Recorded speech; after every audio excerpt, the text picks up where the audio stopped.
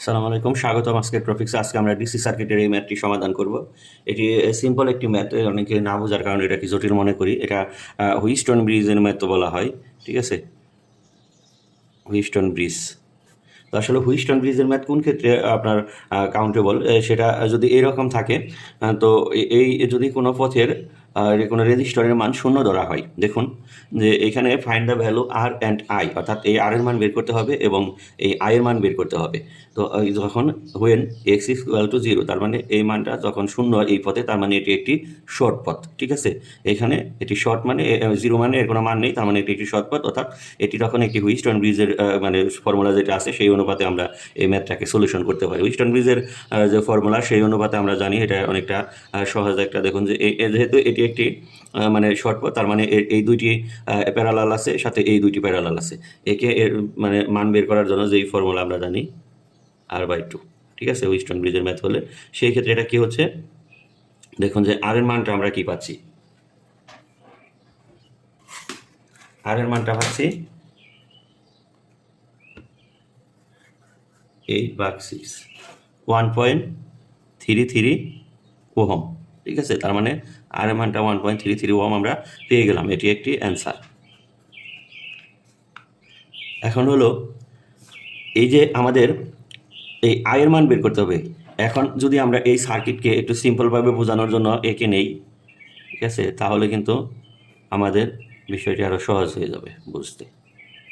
তো এটা তো আর, এই যে সার্কিটটা আর 1.3, এটা হলো 2, এখানে 4, এখানে 6, আর এই যে মাঝখানে যেটা আছে মানে এটা একটি শর্ট পথ আর কি, যেহেতু এক্স ইকুয়াল টু 0, ঠিক আছে।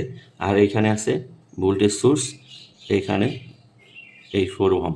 জাস্ট এই দাগগুলোকে টেনে সোজা করে দেওয়া হয়েছে, আর কিছুই না, মানে তারগুলোকে টেনে সোজা করে দিলাম আমি। এগুলোকে যদি আবার এই কানিতে নিয়ে আসি তাহলে কিন্তু এরকমই হয়ে যাবে, ঠিক আছে।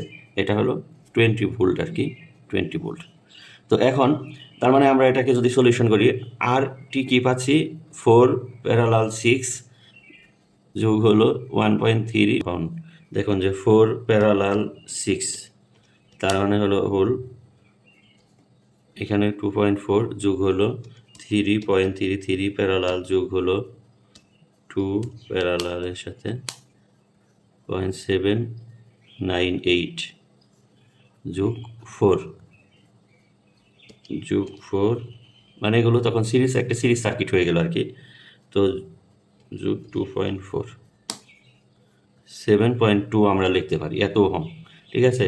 তার মানে আই যদি আমরা বের করতে যাই, টোটাল রেজিস্ট্যান্স আমরা পেলাম, টোটাল ভোল্টেজ যদি আসে একে আমরা 7 পয়েন্ট দিয়ে, যেহেতু ভি সমান I equal to Ohm's law হতে জানি, তো অ্যান্সার আমরা 20 ভাগ অ্যান্সার 2.8 অ্যাম্পিয়ার, এটি হলো অ্যান্সার, ঠিক আছে। তো একদমই সিম্পল একটি মানে সলিউশন।